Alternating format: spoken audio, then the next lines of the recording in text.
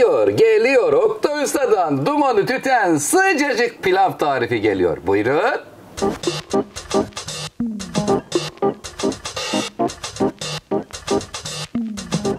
Nohutlu pilav sever misiniz? Sizler için tüm detaylarıyla paylaşıyorum. Burada kıymetli seyircim 2 su bardağı haşlanmış nohut var.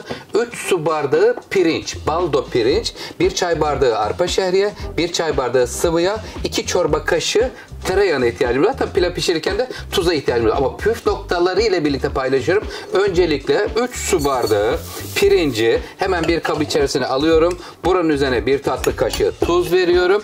Ve ılık su ile 20 dakika tuzlu ılık suda pirinci ıslatıyorum. Ayrıntılar geliyor.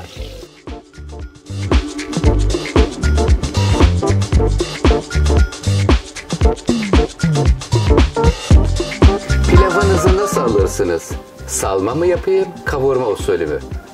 O zaman sizden gelen yorumlara göre geleceğim. Bismillahirrahmanirrahim. 1 çay bardağı sıvı yağı pilav pişireceğim tencerenin içine alıyorum. Buraya 1 çay bardağı arpa şehriye, 1 çay bardağı sıvı yağla birlikte kavuruyorum. Bismillahirrahmanirrahim.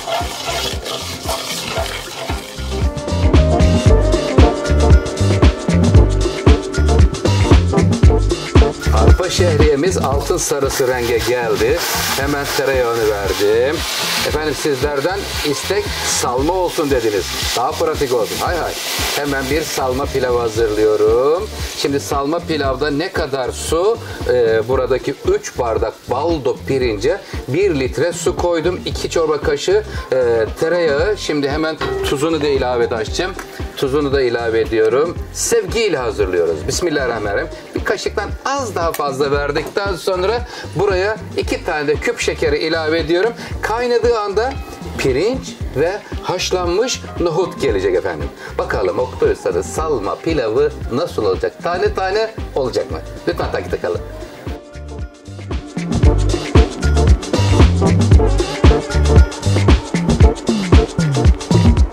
Tereyağı eridi, tuzu, şekeri, şehriyesi, suyu hepsi içerisinde. Şimdi kıymetli seyircim ıslanmış, güzelce yıkanmış olan baldo pirincimizi tencerenin içerisine alıyoruz. Al Ayşem.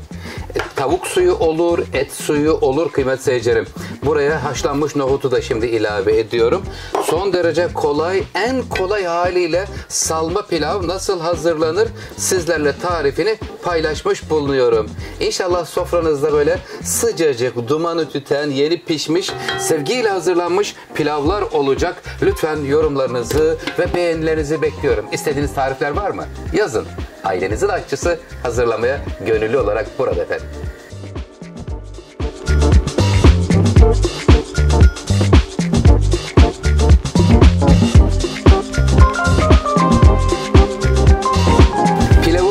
Seyircilerim ocakta 10 dakika piştikten sonra üzerine örtü kapattım. 20 dakikada böyle örtü altında demlendiriyoruz.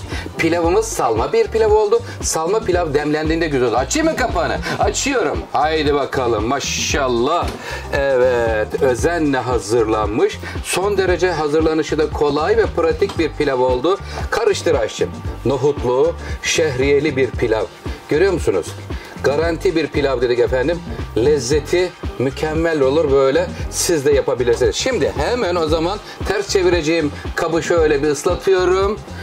İçerisine suyla ıslattıktan sonra sıcacık olan, dumanı tüten pilavı dolduruyor ve ters çeviriyorum. Oktay Usta sen neler yapıyorsun böyle? Tarifler gelmeye devam edecek sizler için kıymetli seyircilerim. Efendim ve kenarlarını süslüyorum.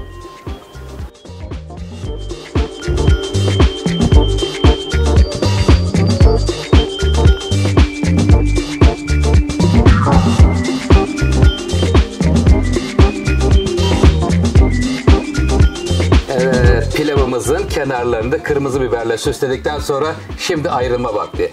Heyecanlıyız. Bismillahirrahmanirrahim. Ey güzel Rabbim ne güzel nimetler veriyorsun.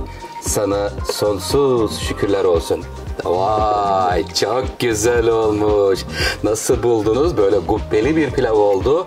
Nohutlu, kıymetli seyircilerim. Üzerine bir de şöyle dereotu ve maydanozu da batırdıktan sonra geliyor. Oktay Usta'dan tarifler sizler için en güzel haliyle hazırlanıyor.